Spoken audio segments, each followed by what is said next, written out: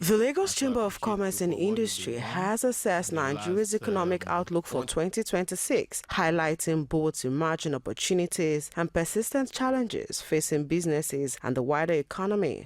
At its first conference of the year, the Chamber notes that while the global economy showed resilience in 2025, growth remains slow and uneven, with geopolitical tensions, trade fragmentation, and policy uncertainty continuing to weigh on investment and trade. For Nigeria, the LCCI says the environment presents strategic opportunities, stressing the need for macroeconomic stability, value-added exports, improved infrastructure governance, and stronger institutions to boost competitiveness and attract investment. For Nigeria, the global environment presents both risk and strategic opportunities.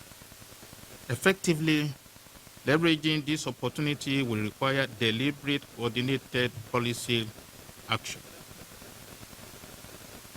strengthening institutions, robust private sector-led growth strategy to improve competitiveness, boost investment, and foster inclusiveness and sustainable economic growth. Reviewing domestic performance, the Chamber notes that Nigeria's economy grew by 3.98% in the third quarter of 2025, driven largely by the non-oil sector, while monetary policy remained tight as the central bank prioritized inflation control and exchange rate stability. On fiscal policy, LCCI welcomed the production-focused structure of the 2026 federal budget, but expresses concern over rising debt levels, optimistic revenue assumptions, and weak budget implementation capacity. In 2026 appropriation bill, the government projected 189 billion in revenue from asset sale and privatization as part of the 25 trillion financing plan.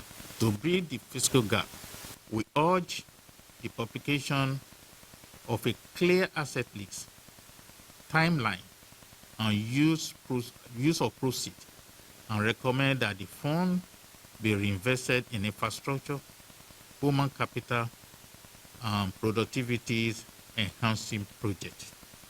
Above all, the Chamber stressed that privatization should form part of a broader structural reform agenda. The Chamber also raised issues around asset sales, contractor payment delays, and the need for transparency in privatization efforts. Chamber, after due consideration of implication of the new tax law for businesses, hereby call on businesses to continue their operation and remain formal with the tax authority as implementation commences. We see the process as an essential reform to update the fiscal framework, enhance competitiveness, and increase revenue. The Chamber also used the press conference to affirm its commitment to continued engagement with government and stakeholders in promoting a more inclusive, competitive, and sustainable business environment. Omomi Okewu, LTV News.